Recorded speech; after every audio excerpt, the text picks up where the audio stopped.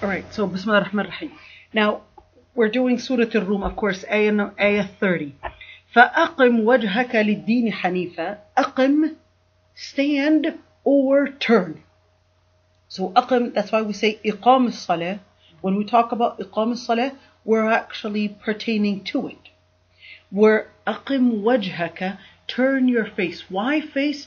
Because it's talking about perception as well. So aqim wajhaka lid-din hanifa, because when you're talking about face, you're talking about perception. You're talking about the angle that you're seeing the world through, the lens you're seeing the world through. فَأَقِمْ وَجْهَكَ لِلدِّينِ حَنِيفًا, to the religion. Lid-din, religion. Lid-din also includes your lifestyle. Because ad-din, when we say deen, it's not just your understanding of God alone, but your understanding of God reflects on your behavior and your views of the world around you, your views of your definition of right and wrong. That's why in Islam we said that religion or tawheed, or your understanding of God, actually pertains to three different things. Part of what the definition of God relates to is in, let me write it right here. It relates to ritual. So when we talk about religion, we're talking about ritual, or first the understanding of God. And we're talking about your ritual, worship, and finally action that includes your talk, your heart action, and of course your behavior, your general behavior as well in the world around you, or towards the world around you. All these different things relate, or in Islam are considered worship. When we say are considered worship, worship in Islam is a more comprehensive word, than ritual. It's a comprehensive word that would include the following things: the understanding of God, the ritual, and also the actions, your actions and your behavior towards others and the world around you. When we speak about worship, we're actually talking about the understanding of deen. So the understanding of deen includes all these following issues. When we look at here, فَأَقِمْ وَجْهَكَ لِلدِّينِ حَنِيفًا, and turn your face to the religion of Allah subhanahu wa ta'ala, Hanifa. What is Hanifa? The word Hanif generally means to turn. So generally it means to turn, to face. Now when we talk about Hanif, that's different than Al-Ahnaf. Because Al-Ahnaf, there were different people part of Al-Ahnaf. Al-Ahnaf, during the time of the Prophet ﷺ, they used to call them Al-Ahnaf because they went against, or they turned their face, or they turned towards the religion of Prophet Ibrahim alayhi salam. What was the religion of Prophet Ibrahim alayhi salam? It was to worship Allah subhanahu wa ta'ala alone. There were 4 different ahnaf in Mecca. Amr ibn Nufail, and he's actually the cousin of Umar ibn al-Khattab. And there's also Abdullah ibn Jahsh, and there's also Qis ibn Sa'd al-Iyadi, and there was also Waraq ibn Nawfal. Now these were the main ahnaf. Now ahnaf actually means because they refused to worship what the pagan Arab were worshipping. Waraq ibn Nawfal, for example, was actually a Christian scholar, but he was still considered part of the Ahnaf because they regarded a Hanif meaning to turn from. To turn from. Al-Mail. So to turn from. So here Allah subhanahu wa ta'ala is saying, and turn your face to the religion of Allah subhanahu wa ta'ala, Hanifa, worshipping only one Lord Almighty. And we said with worship we're talking about these three different understandings right here. And this is what would actually make the understanding of worship. Worship in our times today, and when we say in our times today, we're talking about during our day and age, worship is only, during the time of atheism, is only to be for ritual. Alright? And this is part of postmodernism. When we look at postmodernism, it actually regards, in postmodernism, because it regarded that there is no God, it looked at ritual generally, not or religion. Remember, or religion, because religion includes all these. Or religion not to be involved in your talk, your heart, or behavior, or in your ritual generally. In our times today, ritual or religion was confined to only being a ritual only, or relating to the understanding of God. But anything out of here to in our modern day, in the postmodernism, all that is not allowed to be involved in the public life. In other words, it actually became another type. It actually became another type of an inquisition.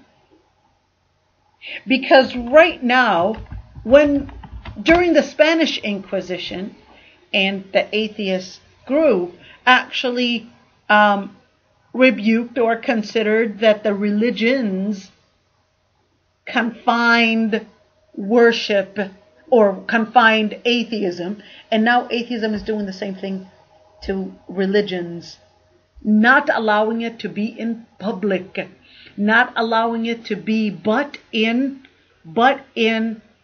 the church, or be in only the area of ritual. Any other discussion to have it talk about people's behaviors or discuss right and wrong is not allowed.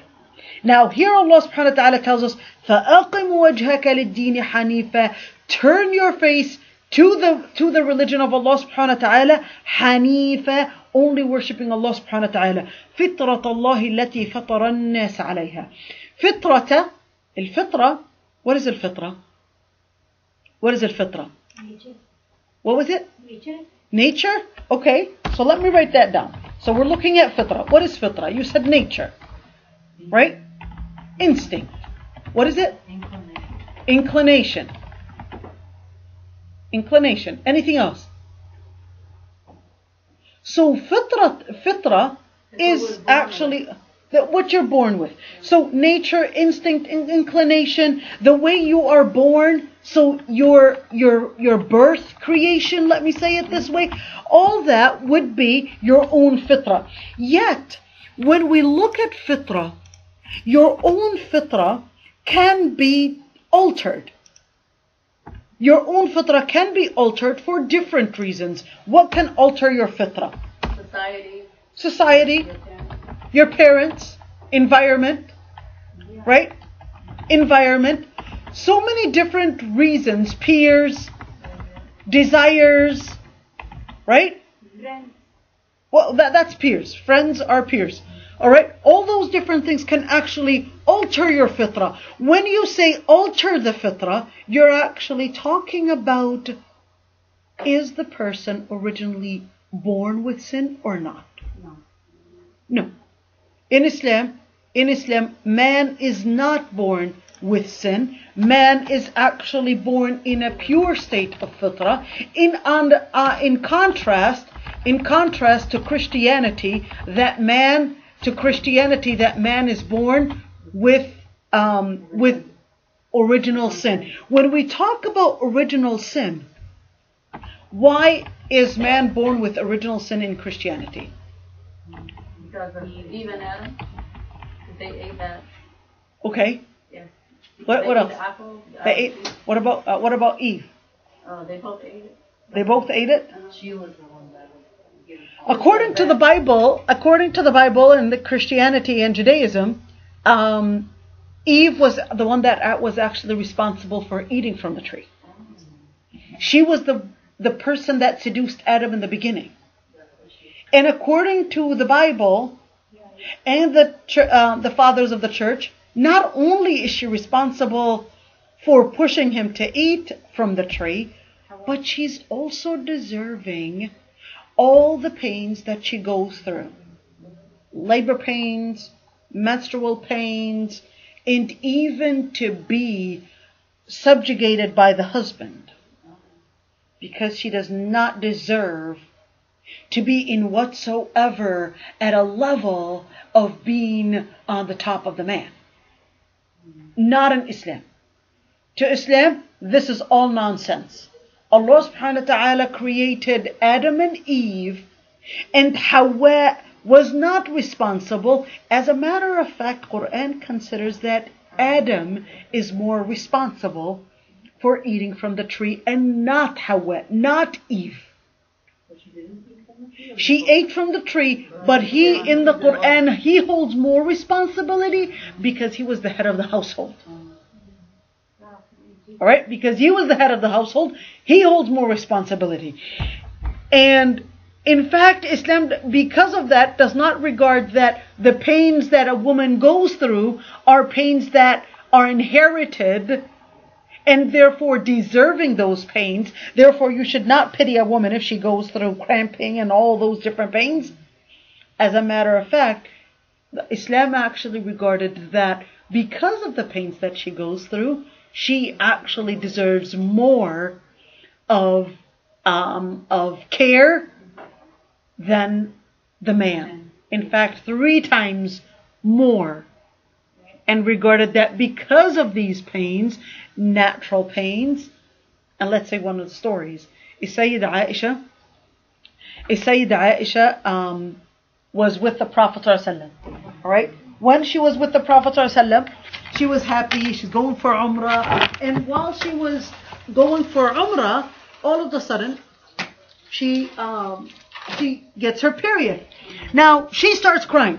The Prophet ﷺ tells her, لَعَلَّكِ نَفِسْتِ, is it that you got your period? And she said yes. She said yes. He told her, this is just something that Allah subhanahu wa ta'ala had prescribed on the women of Adam. On the women of Adam, meaning the daughters of Adam. And then the Prophet ﷺ just told her, do what person that's doing Hajj is doing, except don't do Tawaf al-Bayt, don't do circulation around the Kaaba. Now, this is the Prophet ﷺ giving that support for Sayyidah Aysha. It's okay, Harith. You're going to grow into hear this. It's okay. Mom, are you okay with it? It's okay. All right. By the way, you guys, this is really important to say. Fiqh used to be taught for children, including the fiqh of tahara, which includes the fiqh of women. They would learn it as young kids too. All right?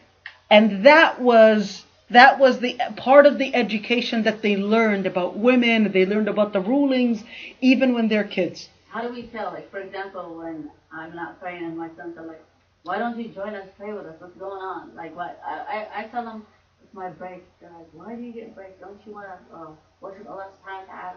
I don't know how to tell them. Well, you could say that Allah subhanahu wa ta'ala gave me a break from salah during that time, but I can do other forms of worship.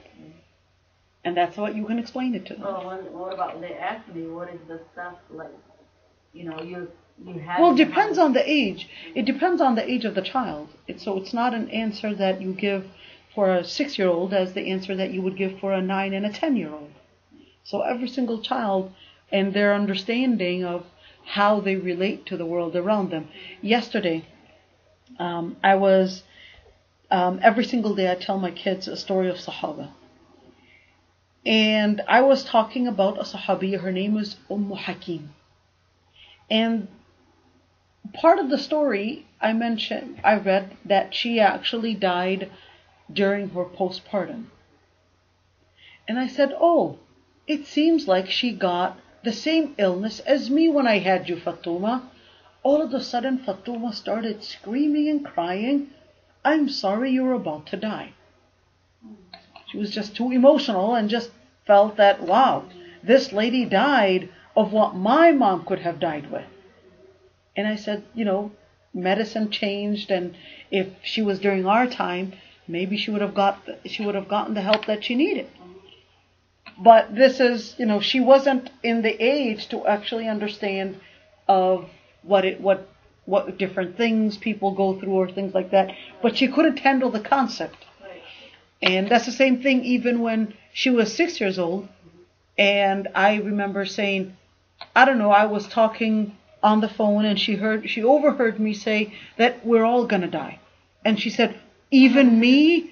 I said, we're all gonna die. She started going around the house like she's gonna die right now, screaming, afraid and shaking. Until I started comforting her and I said, don't worry. Even if you die, you're gonna go to Jannah. And she said, I don't want to go to Jannah anymore. If that means dying, let Jannah be for you. So,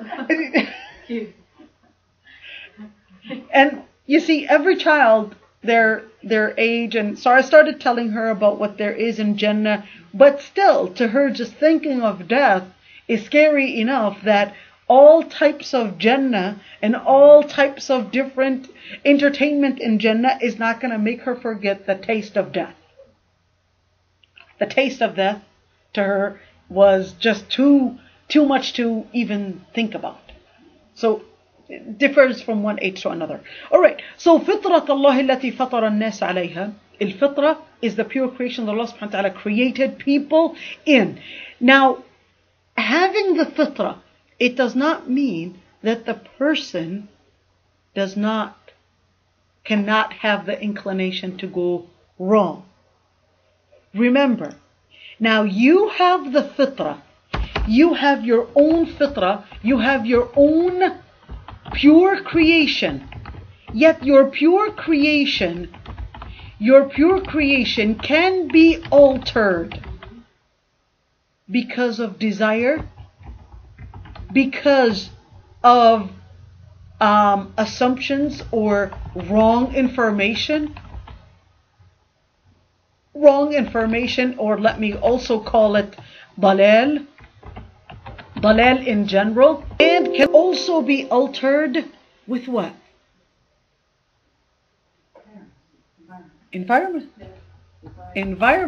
Because the Prophet ﷺ actually said that every person is born with a pure innate fitrah, with a pure creation on the inside. Yet the environment, his family, his peers, his parents can make him become, or her, become something else. Now you are born good on the inside, but you decide, or you can have also those different inclinations, the inclinations that can take you towards a different end.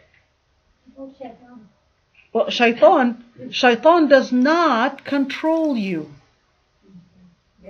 Shaitan doesn't control you. It's a very good question.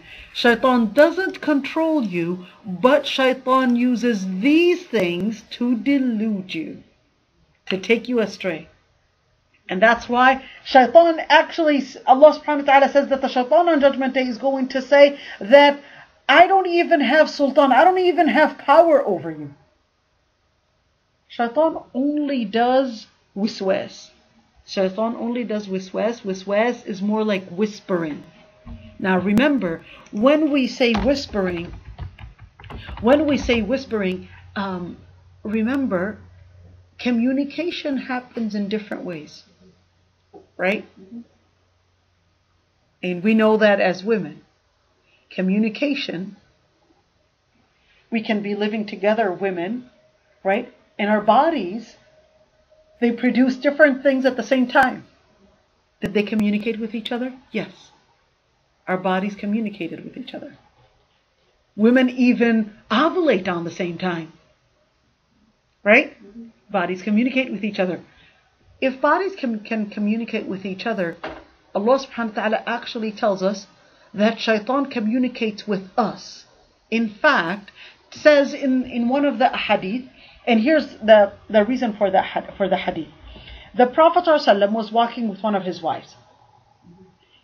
Two other Sahaba come by and they see the Prophet ﷺ with this lady. So right away they start walking fast as if they didn't say anything. So the Prophet ﷺ called them to come back, and he said, "This is just my wife."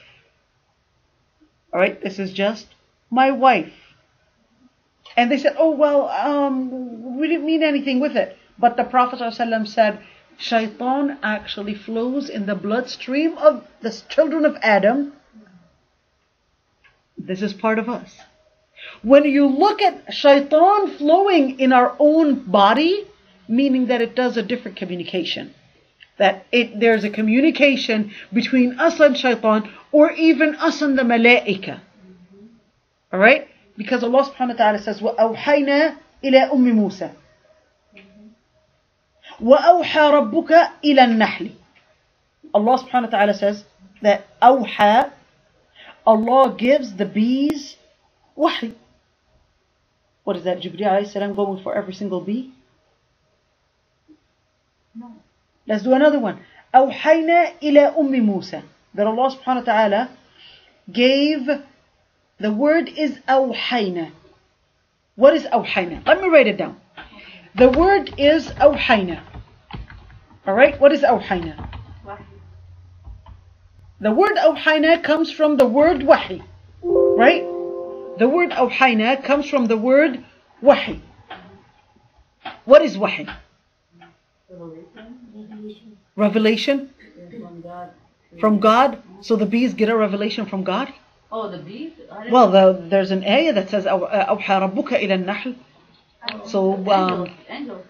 What? Angels going for the bees and Ilham. Yeah, ilham. Okay. Some kind of communication.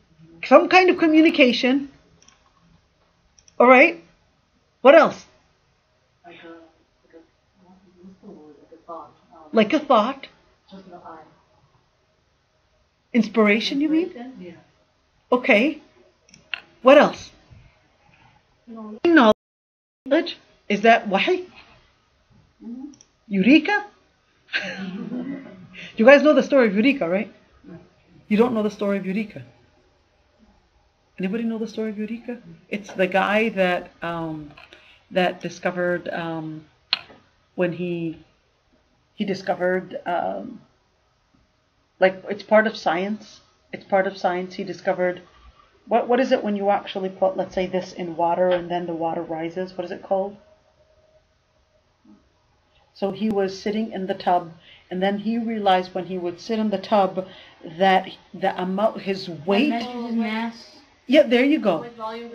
Exactly. And that's when he got out of the tub and said Eureka. Eureka means I found it. He found it that, okay, what makes the water rise? It rises based on my weight. And then he said Eureka means I found it. Alright, anyhow. So Awhayna can actually come in different meanings. Awhayna can mean, when we look at Awhayna, it can mean generally Feeling. Can you get a feeling? a feeling. Yeah. Well, an inspiration. Alright? And that's the wahi. An inspiration. That's the wahi for like the bees. Alright? For the bees, or probably the baby when they're born, etc. Alright? And there's the wahi that Musa, for example, got, and which is what you actually mentioned, which would be ilham. Ilham comes with inspiration, but it can also be that she got a strong feeling that that's what Allah subhanahu wa ta'ala wants. Now, ilham can also be how the Prophet ﷺ was also getting what is called ru'ya sadiqa. Ru'ya sadiqa, in where the Prophet ﷺ was getting ru'ya sadiqa, and they were true dreams. With the dreams that he was getting, he was getting dreams that he knew that those were going to be, or those are from Allah subhanahu wa ta'ala. Is it too small? The Arabic is too small. Oh, the Arabic is too small? Okay.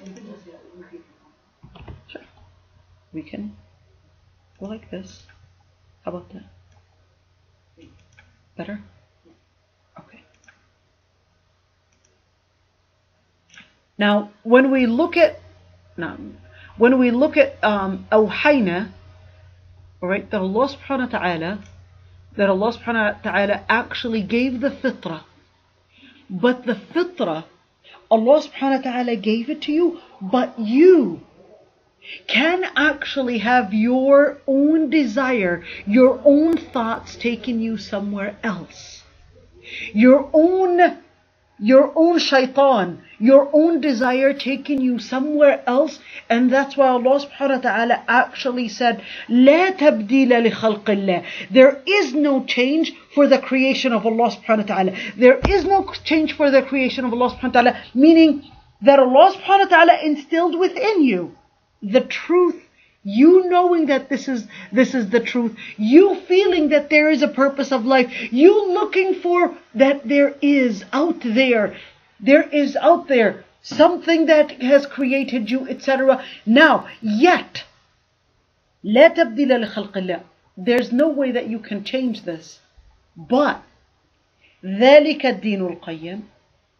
ذلك الدين القيم. That is the true religion of Allah subhanahu wa ta'ala. What true religion? When you look at the true religion, Allah subhanahu wa ta'ala is then telling us about the wahi itself. The wahi and how Allah subhanahu wa ta'ala sent the wahi in order to give man the understanding, the ritual, and the actions to make it clear for their life. So they would know where to turn. Now we mentioned last time the 3 different sources of ilm. Right? Is everybody with me? You guys, I feel 3 sources of ilm. Is everybody with me? Yeah. Okay. We mentioned last time 3 sources of ilm. What are they? Should we do it? Who remembers?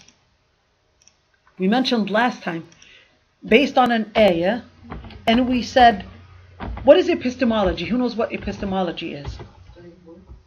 What? No, that's not epistemology. Epistemology,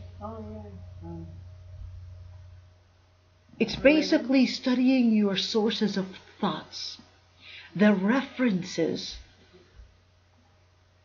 Etymology is the sources of words. Epistemology is basically your sources of thought. Where are your sources of thought coming from?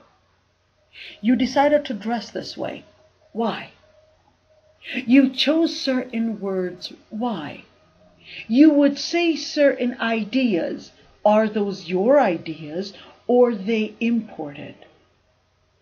Where? And remember, no matter who you are, you're going to be influenced by the environment around you, your education, your own female, male, your own experiences. All those have an impact on you. Now, because all those different things, they can have an impact on you, it a lot of times becomes hard to claim having a subjective idea. Right? Or objective. Objective idea. Alright? So, why? Because you can say, well, and you talk about women's rights and you could say, no, I'm just speaking only because this is the truth and etc. And it could be that the lifestyle that you went through or your misogynist father, or probably the violence that you went through, your experience, maybe single parent, maybe your dad divorced your mom, maybe your dad was cruel to your mom, or maybe you went through a cruel husband, and that led to you having certain feminist ideas. All right? This is just an example. Now, without you realizing, those different resources, the different resources can actually change your thoughts about many things, but you can claim that you are just objective and you're just trying to seek the truth and nothing but the truth. All right? Now, that's why Allah subhanahu wa ta'ala, when we talk about the definition of right and wrong, this is a very important issue, you guys. The definition of right and wrong becomes a very important issue, because you want to claim that piercing is wrong. Prove it. Why is it wrong? Or why is it right? You want to say that it looks nice? Can you prove to me why it looks nice? Can you prove to me that, for example, that it's okay for a woman to marry a woman? Now, without you realizing, when you're living in a society, the society actually does have a lot of weight in terms of deciding the different definitions in your life.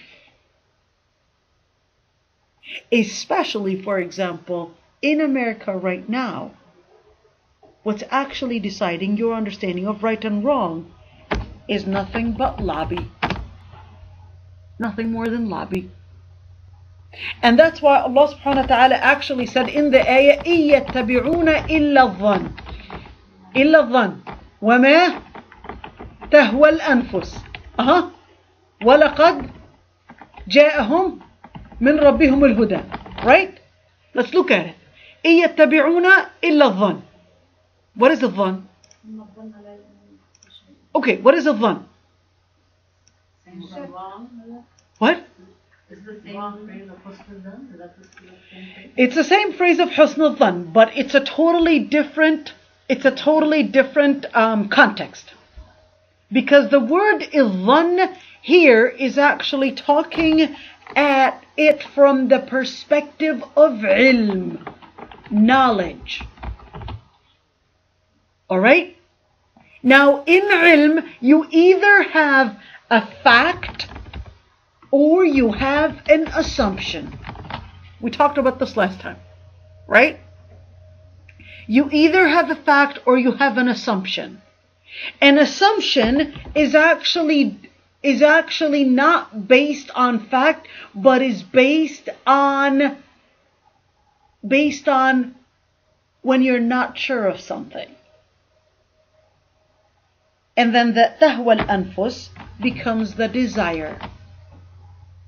Ma tahwa al-anfus, meaning that people, their resources is either going to be a fact or an assumption or desire, or right here, or it's going to be guidance.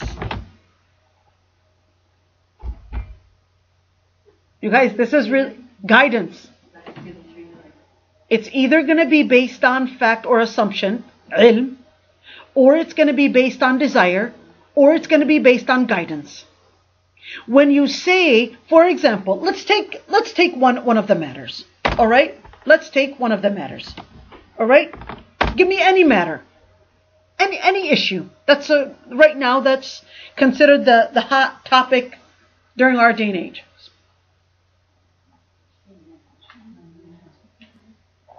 Any topic. We're gonna work on it right now.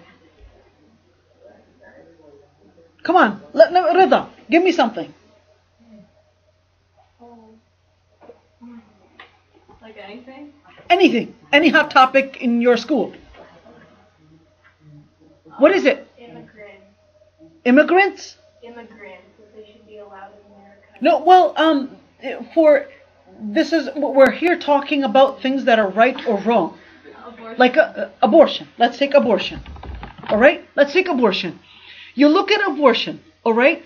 Now, abortion, right now, you're talking about people that are, let me take it up again right here. You're talking about people that are regarding abortion as right. Why? Because the person has the right to choose what they want for their body, right? Right to choose their body rights. All right? The other side considers that you're killing a human. So this group, for example, what are they basing this idea or this hypothesis, let me call it this way, what are they basing it on? Freedom. Freedom. All right? They're basing it on freedom. So when we talk about freedom, who defines freedom? What defines freedom? Is it? It depends. It depends. On what they believe. It depends on what they believe. Yeah. So their assumption would be what? That your body is yours. So you do whatever you want. You can do whatever you want with it, regardless of that it's going to end the life of somebody. And it also regards that assuming that this baby is just no feelings and is just a piece of meat, tissue, right? Just some tissue and nothing else, right? Now, how did they get to it's just a piece of tissue? Of course, there's no way that you can somehow detect the ruh, right? Because the ruh anyways is part of what we call in Islam, in the Islamic term, we call it ghaib. In philosophy, it's called metaphysics. Let's do it again. In philosophy, it's called metaphysics. What is metaphysics? Beyond physics. Beyond the materialistic things. Beyond the materialistic things. What is that? Now, ghaib, now you don't know what is causing you to live. The organs are there. Just like a dead body, the organs are there.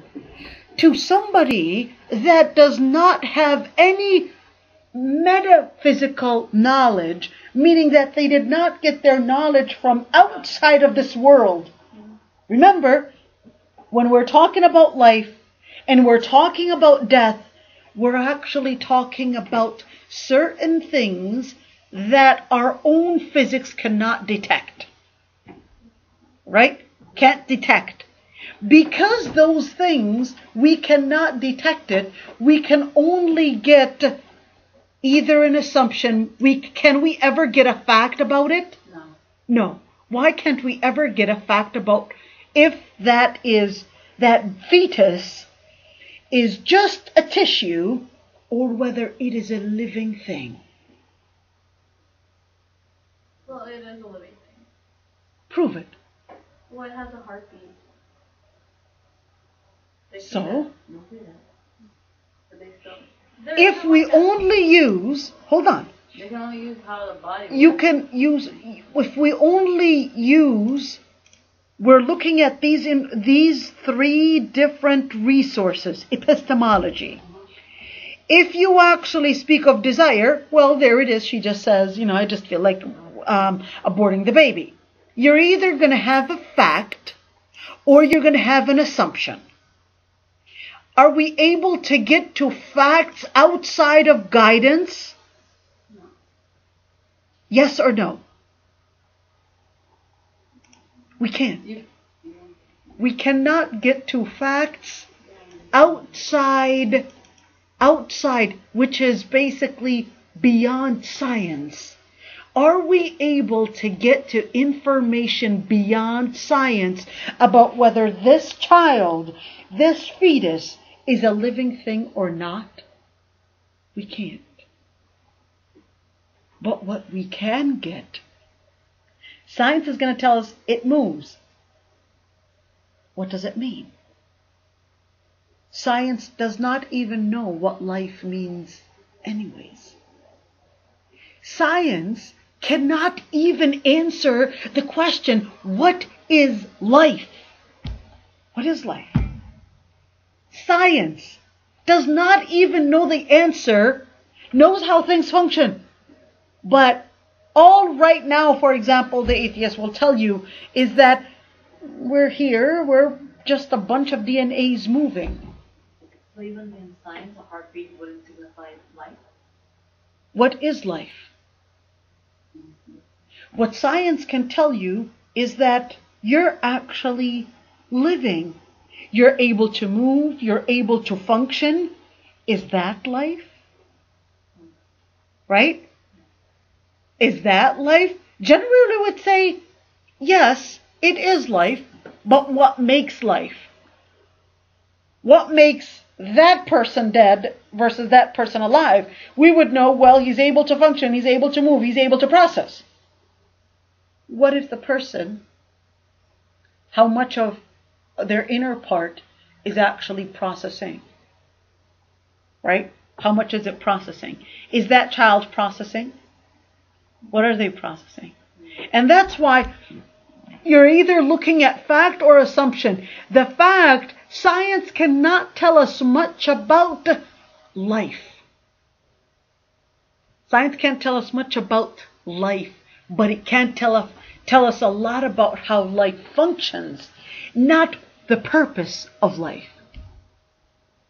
Meaning not why it was created. It can't tell you that.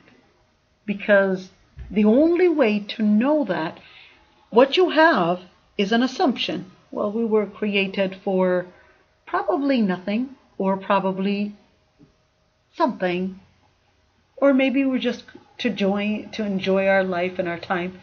And that's why with atheists, all they can do is just an assumption that, okay, well, there's probably nothing.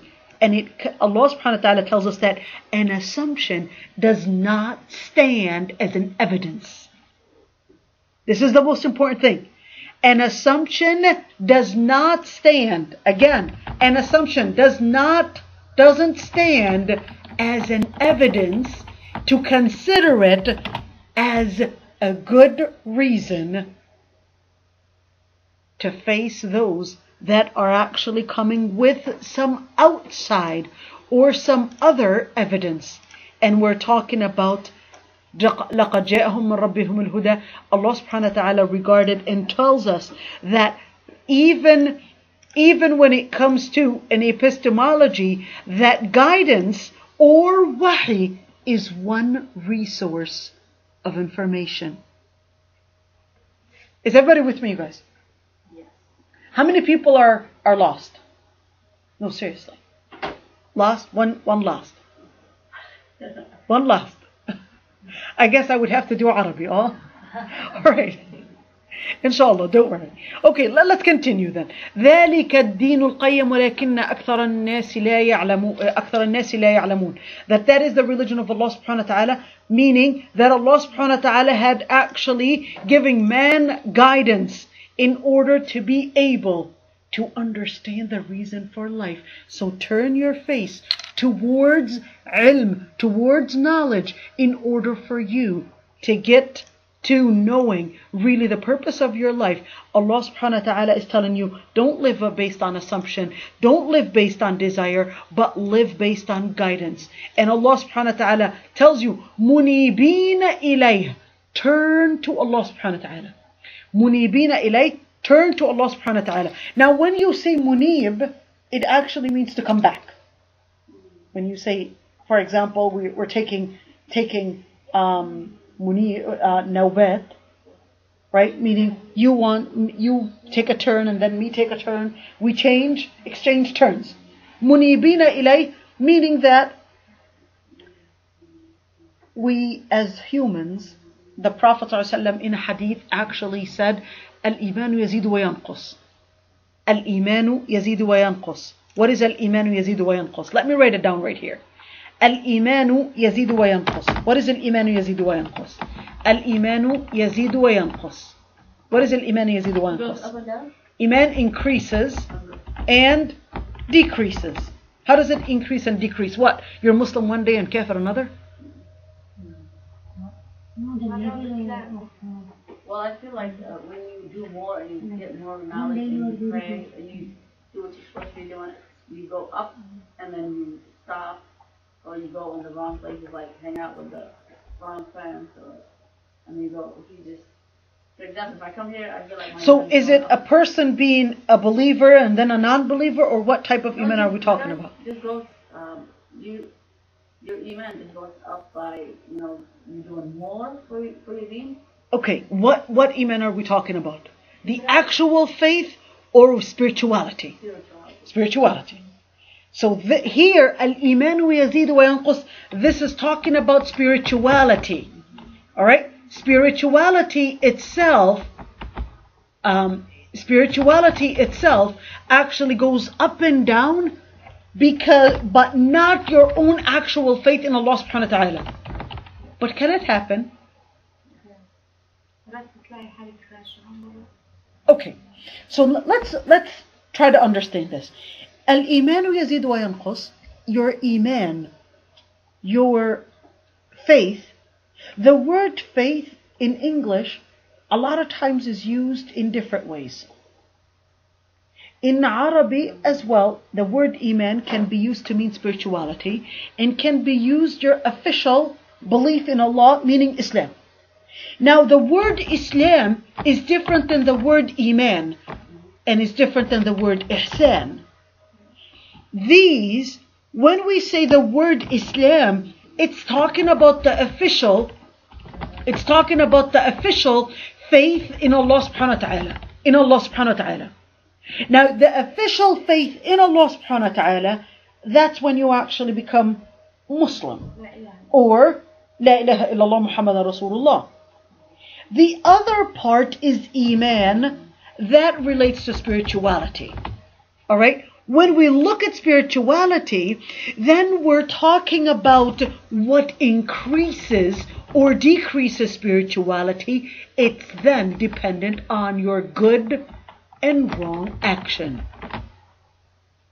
Your own action. Meaning, somebody might say, I don't feel khushu' during my salah. We'll say, you don't feel khushu'? Are you looking at wrong things? Are you hanging out with wrong friends?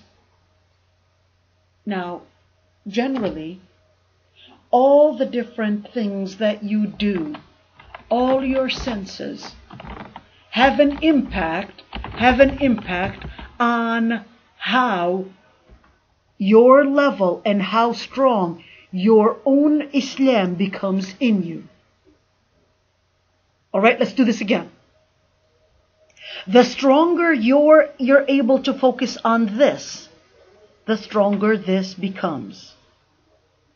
Alright? When you're talking about senses, when you're talking about your own senses, what you look at, what you hear, are you listening to the wrong things? Are you talking about the wrong things? Are the topics that you're discussing the wrong things? All those things actually act your own source of relationship. It defines the relationship between you and the world around you. Remember, your own senses define your relationship with the world around you. With the world around you. When we say it defines with your relationship with the world around you, this would actually tell you, are you really focused? What focus? Is the focus on your own purpose of life? Or is your focus on desire? Alright? Is your focus on desire, or is your focus on the purpose of life? Because if your focus is on the purpose of Allah, is the purpose of life, then your iman is increasing. If your focus is on your desire, your iman is right away going to keep decreasing. Your iman can keep on decreasing, and it can affect the main one, Islam. Your own La ilaha illallah being a target. Why? Because your own focus, remember, your focus can decrease and can increase. The person, and this takes us to the other ayah. If you look at the other ayah, look at the ayah says, Munibina ilayhi wattaqu. Look at this. Harith, pay attention to this one. Munibina ilayhi wattaqu.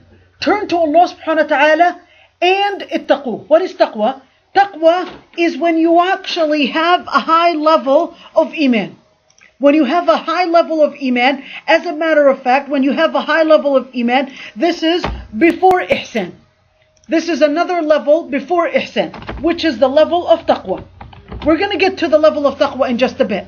Yet, if you look at the ayah, it says, وَأَقِيمُوا الصَّلَاةَ وَلَا تَكُونُوا مِنَ الْمُشْرِكِينَ. And do your salah and don't be from the mushrikeen. What is mushrikeen? Who's the mushrik? A mushrik is a disbeliever. Somebody that associates partner with Allah subhanahu wa ta'ala. Wait a minute. So if somebody doesn't do salah, that means they're mushrik? Kafir? I think they شرك بالعمل مشرك يعني بيكون شرك صغير إنه مشرك. Shirk صغير?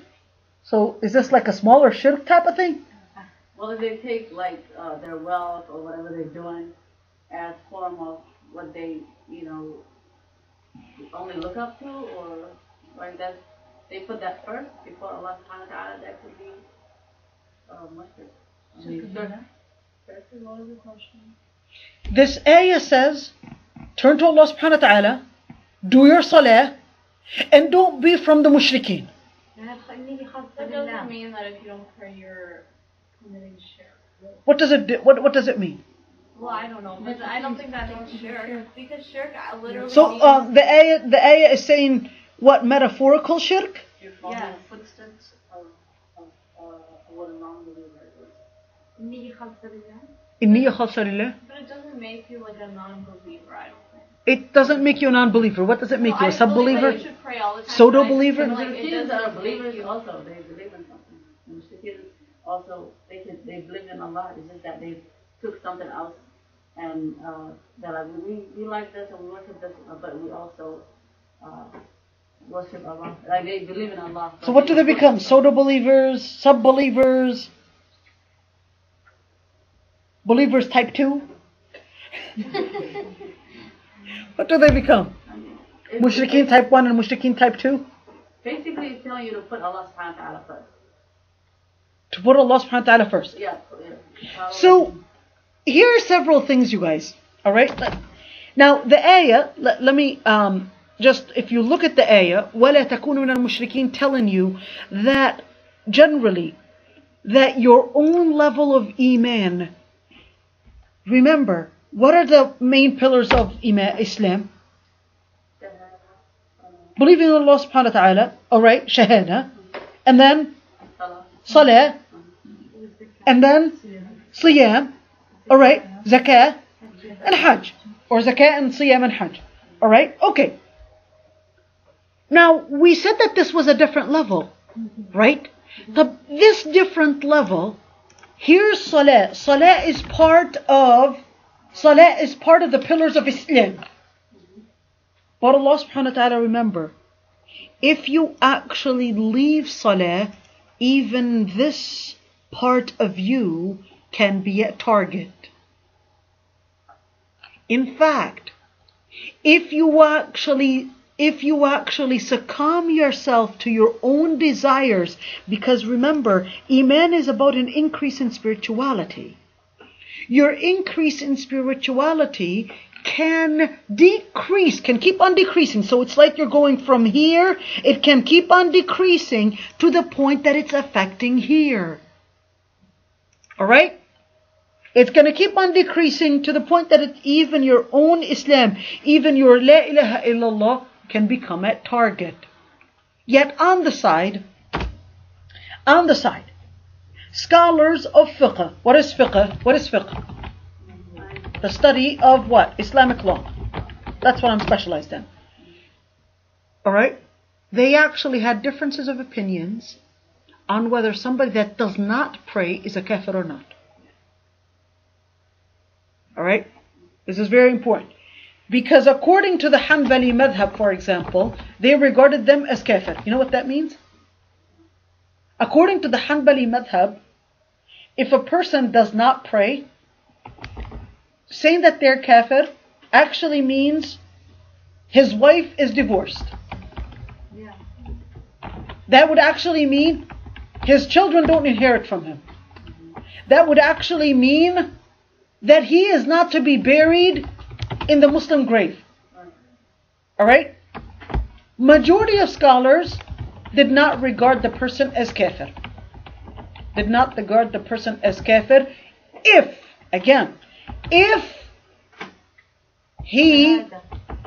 he or she is leaving, if he or she are just leaving salah due to laziness.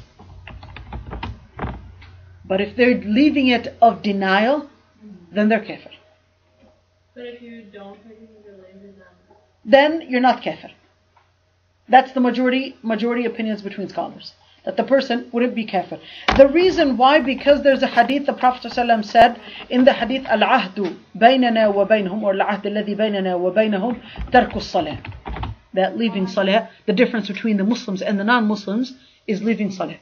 And this is what different scholars actually explain when it comes to salah. So the scholars that said that it is part of what makes you become a non-believer, meaning a kafir, they also use this ayah as an evidence that the person would be considered as outside of Islam.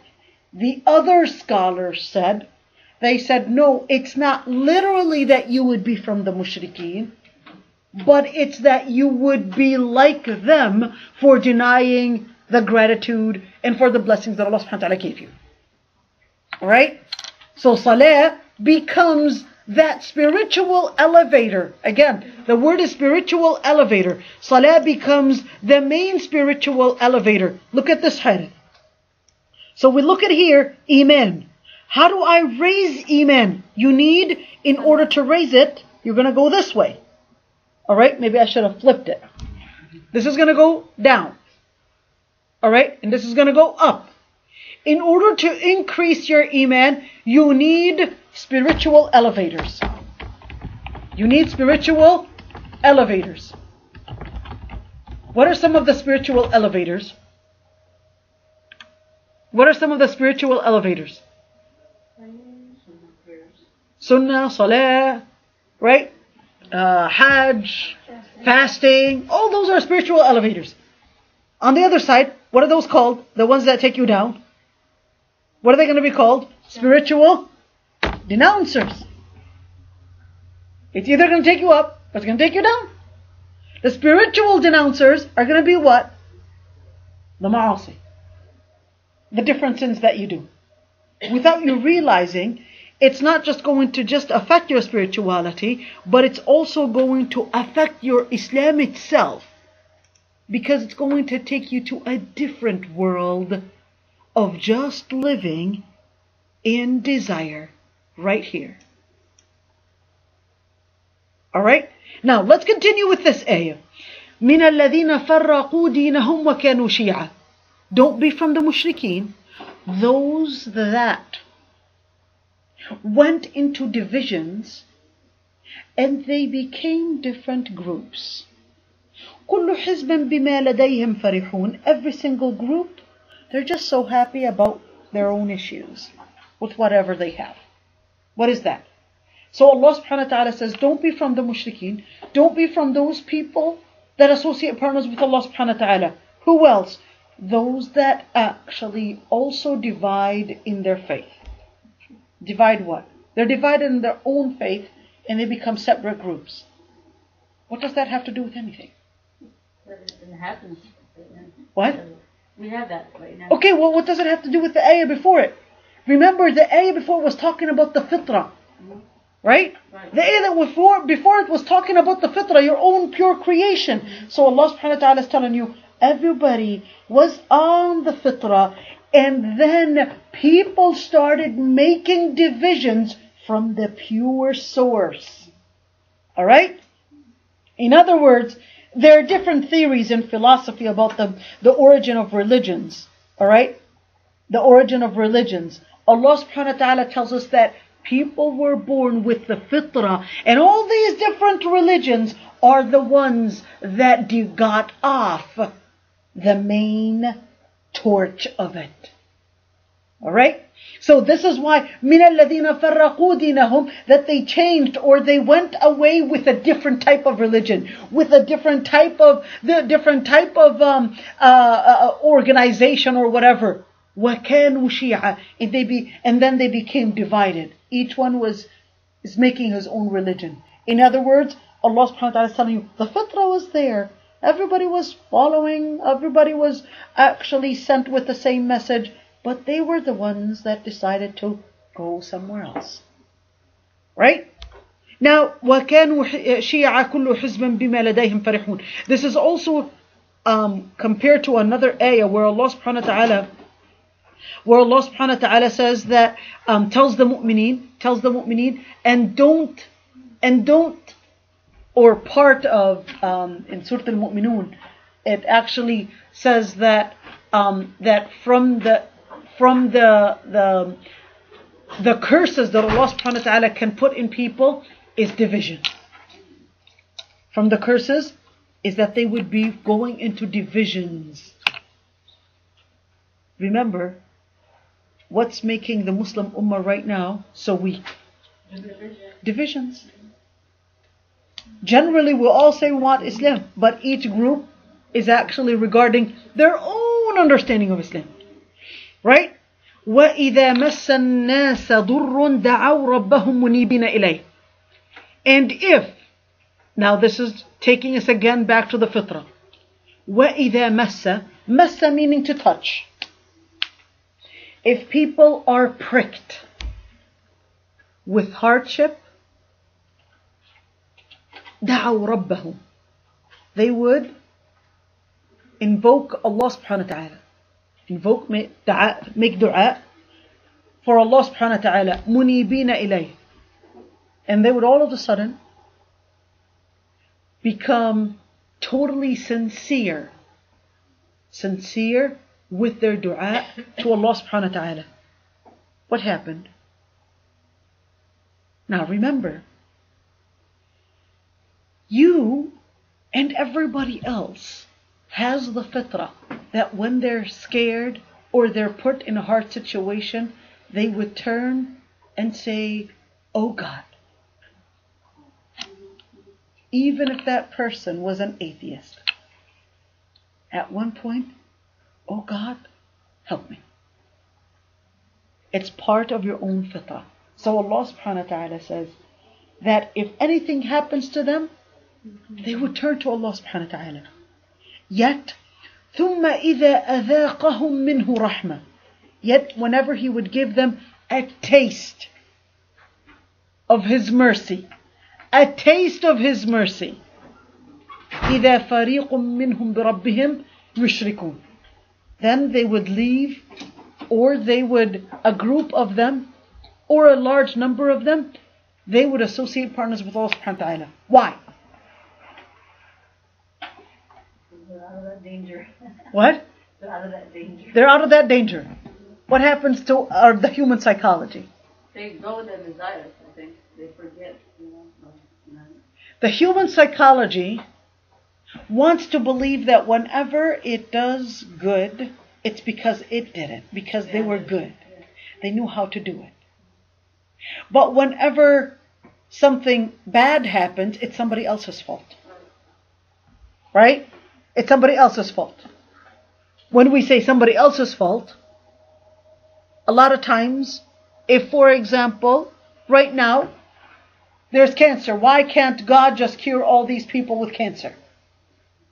Instead of relating it to Allah subhanahu wa ta'ala is telling us right here, later in the ayat, that إِن تُصِبْهُمْ سَيِّئَةٌ, if we go back to it right now, إِذَا أَذَقْنَا النَّاسَ رَحْمَةً فَرِحُوا بِهَا, because this relates to the other ayah. When they get the taste of mercy of Allah subhanahu wa ta'ala, they're so happy about it. Yet if any hardship, or if any small friction of hardship they would actually get, that is initially their fault, إِذَا هُمْ يَقْنَطُونَ, then they go into depression. What is Allah subhanahu wa ta'ala telling us? That generally whenever things go wrong, it's man's fault. It's not Allah subhanahu wa ta'ala's fault. What did you do, mankind, in order to get this? What about cancer? Allah subhanahu wa ta'ala is telling you also. Even things like diseases, cancer, whatever it is, some deficiency in some kind of different things, it's man's fault. What did you do in earth to change things to make it go wrong? Right? What did you do? So Allah subhanahu wa ta'ala is telling us, in order to correct it, you have to correct yourself. In other words, the malfunction is a reason of man. And most of the times what man does is that they're focusing on the hardship rather than seeing that it was actually because you're living a wrong lifestyle. So for example, let's take it as the part with right now, a lot of women, for example, let's talk about women living, for example, and right now people are discussing the issue of rape and sexual molestation and all that. All right? Then we would say, all right, well, let's focus on supporting the girls, etc. I'm not saying don't support the girls, but let's look at the reason to why is it on the rise. Trying to figure out why is child or girl molestation or rape or sexual abuse or whatever you want to call it is on the rise. A lot of times you'll be accused of trying to figure out the reasons for it. You'll be accused of somehow putting the person or the victim at fault. You're not putting the victim at fault. You're putting mankind at fault. All right? You're putting mankind at fault and trying to figure out how did things go there. Whether it's the media and what media is brainwashing from young children to adults and all those different bad scenes are making and infiltrating the minds of the teenagers, etc. Or whether it's the girls themselves not realizing that their own body is actually like flashing in their eyes and then it's becoming something easy to grab, or whether it's the list goes on and on. But of course, if you would actually say that, what's going to happen is that you'll be accused of trying to put the victim responsible rather than trying to put the perpetrator at fault. The perpetrator is definitely at fault. But Allah subhanahu wa ta'ala is telling us, every catastrophe that happens, man generally is at fault. The girl might have been a 3-year-old that has nothing to do with all this, all right? So we're not necessarily putting a 3-year-old girl responsible for this. But we're talking about a collective man fault. And the Prophet ﷺ gave an example. This is really important. The Prophet ﷺ gave an example and told us that this is totally different than the Western philosophy that regards the individualism, if you would want to say. In Islam, the world around you and the environment around you is not separate from the individuals. The Prophet ﷺ gave an example. Like a group that were on the top of the yacht, and a group that were at the bottom of the yacht. The top people decided that they wanted to fetch some water. So what they wanted to do, in order to get water, they wanted do a hole in the middle of the yacht in order to get some water. So the Prophet ﷺ said, if the ones in the first level stop them from making the hole in the yacht, all of them will be saved. If they don't, or if they allow them, none of them will be saved. Meaning what? What goes on in your neighbor's house, you can't say I have nothing to do with it. No. This society, whether here in America or even in the world, is part of your society and you have to care about it. I'll get to you, sir. And you have to care about it. You can't say it's in a different country, it's not going to harm me. Yes, it is. In Islam, yes, it is. Oh, it's, they're not Muslim anyways. Oh, it's still what's going to affect you, and you have the responsibility to make a change. You have the responsibility to make the change in the means possible. You can't say, well, LGBT, he's not Muslim or she's not Muslim, so why do I have anything to do with it? Oh, you have to, because even Prophet Lut alayhi salam, he was doing da'wah, and those people weren't even believers yet. And he was telling them to leave that sin, because it's going to affect you, and it's going to affect your children, and you have to do the means possible to stop it. Not say, well, I'm getting support from that group, and therefore it's okay, well, let's adopt and say that we tolerate that action. You can't do that, because then you're contradicting. This is aqeedah. Political alliance must not contradict. When you say, for example, you say one thing, haram or halal, that's a different story. You can make a political alliance just like you can make a political alliance with the mushrikeen. But that does not mean that you say what they say. You can say, well, we are not going to necessarily target people with violence that do these kind of things, but we believe it's wrong. We believe that's not how God Almighty created you. We're not going to target them with violence. We don't believe that we have the right whatsoever to target them with violence in any way. But you still cannot use and say this is a sexual orientation. Because when you say sexual orientation, the connotation that you're going to give is that this is just their own taste. I have to respect it. No, in Islam, it's a delusion. It's an aberration. And this is really important to say. It's an aberration. It's wrong. Having somebody doing wrong does not mean, and you can clarify it, it doesn't mean that I'm going to target somebody with violence, but I still believe that God didn't create people to do these kind of actions. That's not what God wanted of people. And there you go. Now, here, when you say, okay, well, I have nothing to... No, you have to work your job in order to make sure that you're voting against this.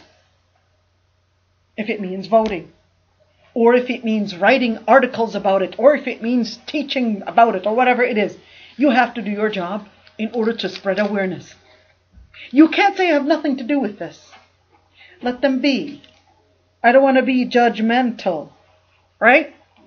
Because this, in Islam, no, you have to be not judgmental to mean derogatory, not to mean condescending others, but to mean speaking and bringing and scrutinizing that action that it's actually not what Allah subhanahu wa ta'ala wanted of mankind, or that this is wrong.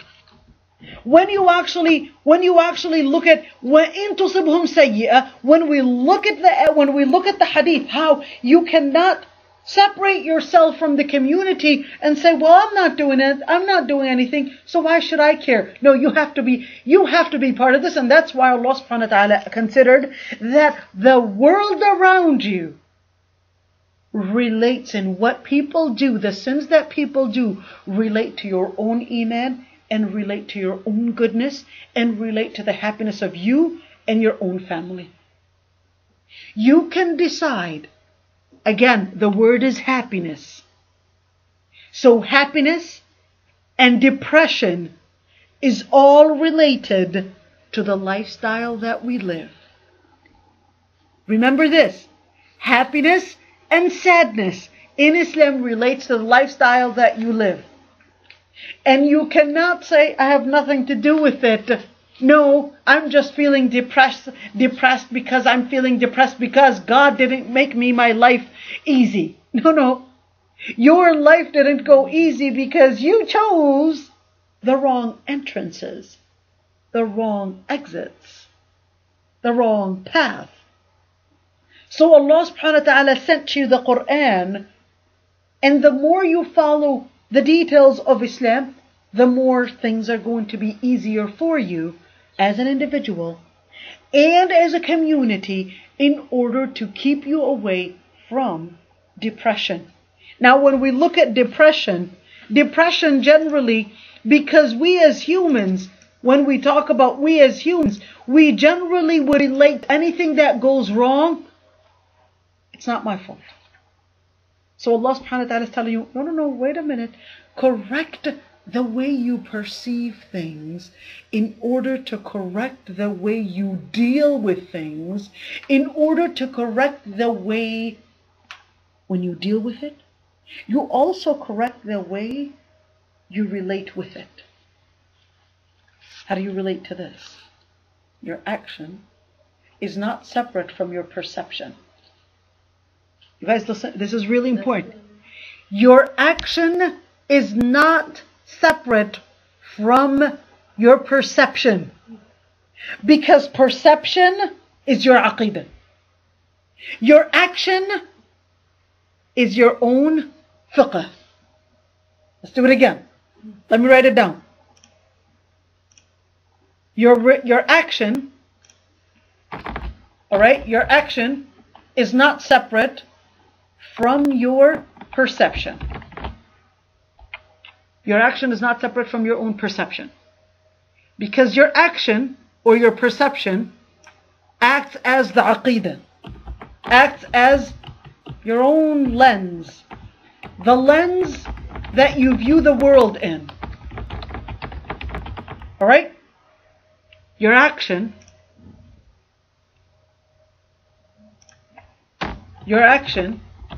is actually how you behave while having that perception.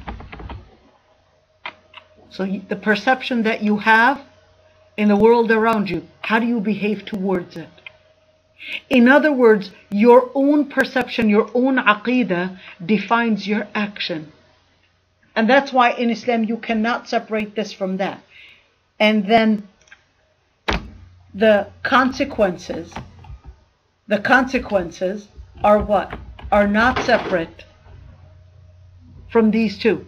So Allah subhanahu wa ta'ala is telling you, the consequences that you're living in, let's do it again. Your actions are based on your perception. Your actions are going to decide the consequence. Therefore, if you go through a wrong consequence, you have to look at these things. Right? If your perception decides your action decides your consequence. Therefore, when you have the wrong consequence, make sure you look at your action and make sure you correct your perception. Allah subhanahu wa ta'ala is telling us, most mankind, when they actually relate to the consequence, when they relate to harm, when they look at harm, they always just live to focus on the harm. It's the end of my life. This happened to me, and that's it. Rather than look at the action and look at the perception and correcting those. Depression is on the rise because the perception about life is wrong.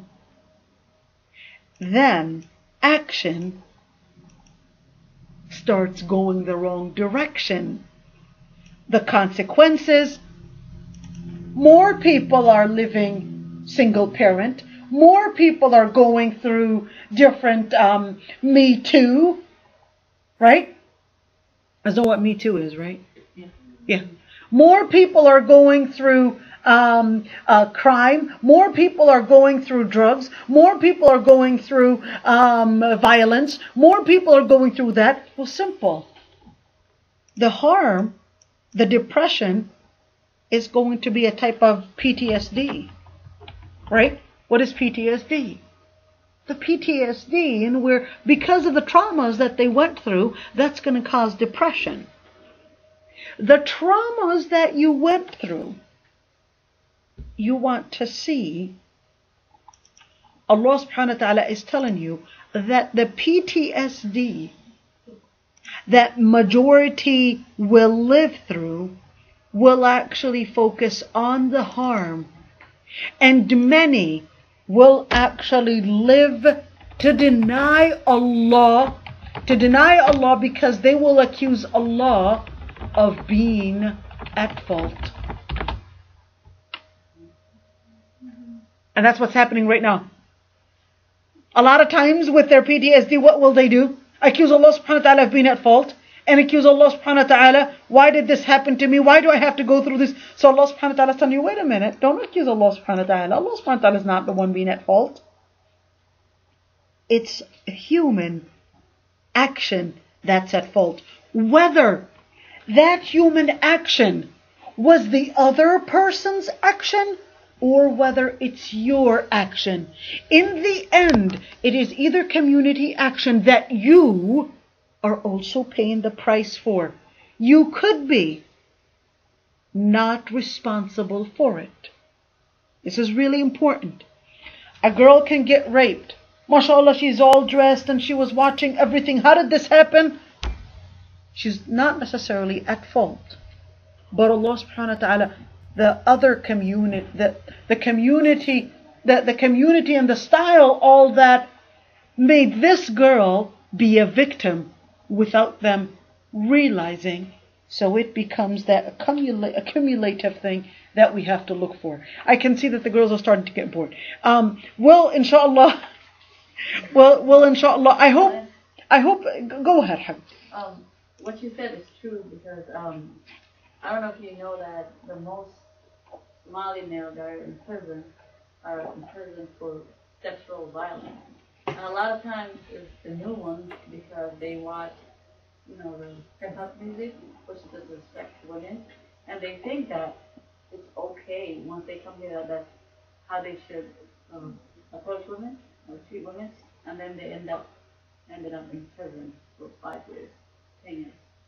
So it is community thing. Oh, absolutely. Any questions? What about child? Go ahead, Zahra. I'm not, like a person's not considered kafir or a disbeliever. If something happens to me, I say, Ya Rabbi, why did this happen to me? I'm not blaming Allah. I'm just saying, just talking to myself, saying, Ya Allah, why did this happen? So, if you actually mean by that, as questioning yourself, what did I do wrong? That it wouldn't be haram.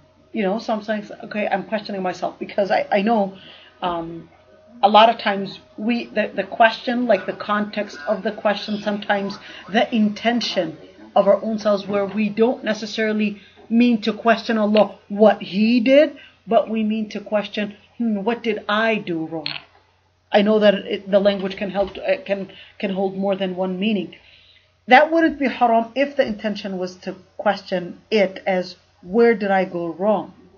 In fact, so like every action has a reaction. Like if I did something wrong in my life, then I'm gonna... No, I meant to comment on the word that you said, Ya Rabbi, what شُعْمِلْ غَلَط, or what did I do wrong? Alright, so I said, if the intention for the word was to say, Ya Rabbi, I wonder what I did wrong, it wouldn't be haram to say. But if it was to question Allah, that would be part of al-qunut. Like if I say, why did you do this to me? Exactly. Because Allah subhanahu wa ta'ala is telling you, that's what that ayah is trying to refer to, that don't blame Allah subhanahu wa ta'ala if something goes wrong in your life. It's actually bima kasabat aydikum. So Allah subhanahu wa ta'ala is telling you, look back at the different actions, whether it's the community or whether it's your own, and look at the perceptions that it's affecting people's way of life. Now, that's the consequence that it might have led you in. You may be responsible directly, or you may be responsible indirectly. For example, something might happen. For example, somebody getting cancer, and you're just eating organic and all these different things. Is it necessarily organic food? Right? Or is it some stuff in the sea that we're throwing? Or is it something in the air? We still don't know.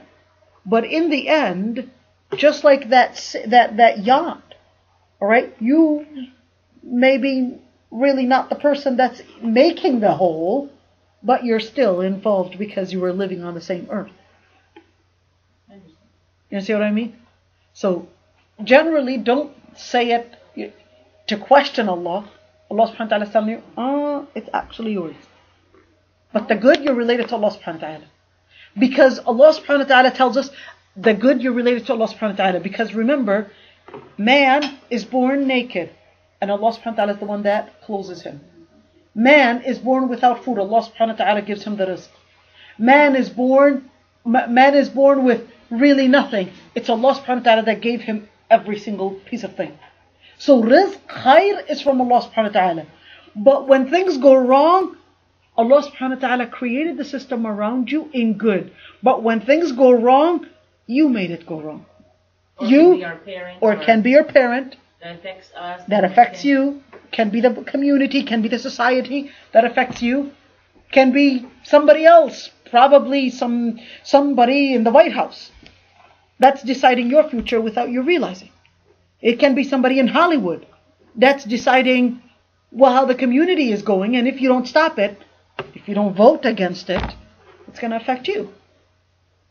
And people right now deciding on who's going to carry guns, it's going to put your children's safety in at risk if you don't actually stand up to say, I don't want people easily getting guns everywhere. I don't care if people are going to get richer by selling guns as if it was some lollipops and candies. You have to take responsibility. And that's part of Islam. Part of Islam is that just whether you're in a Muslim community or a non-Muslim community, you have to take responsibility on changing the community to a better place. Whether it means voting against guns, or whether it means voting against discrimination, or against the injustices that happens to immigrants. All that is a Muslim's duty. But I have to admit, I don't get involved because I you have to. Doesn't matter. It does matter. It's not going to matter if I do anything. So that's what Allah subhanahu wa ta'ala is telling you. It does matter, and you have to be part of it. That's what Allah subhanahu wa ta'ala is telling us. It does matter, and you have to be part of it, because if you're not part of it, Allah subhanahu wa ta'ala is telling you different things can result in, especially when we're talking about injustices, for example. You cannot say, I have nothing to do with this. All my family is American citizens, so big deal. If they kicked some Mexican guy out of the country, it doesn't harm me. Allah subhanahu wa ta'ala is telling you, you have to implement justice in the means possible. In the means possible, whether that justice was for an immigrant, a Mexican immigrant, or somebody from a Palestinian background. It doesn't matter whether we're talking about Palestinian lands or whether we're talking about Hawaiian lands. Like that expression, if you're not part of Of course. Of course. Islam tells you justice. Justice is your responsibility as a Muslim, period. Whether we're talking about the Muslims, the non-Muslims in Hawaii, or whether we're talking about Palestinians, or whether we're talking about some people in Philippines, or wherever. In the end, that you have the duty to actually make sure that justice is implemented. Wasalam ala Sayyidina Muhammad so they can leave.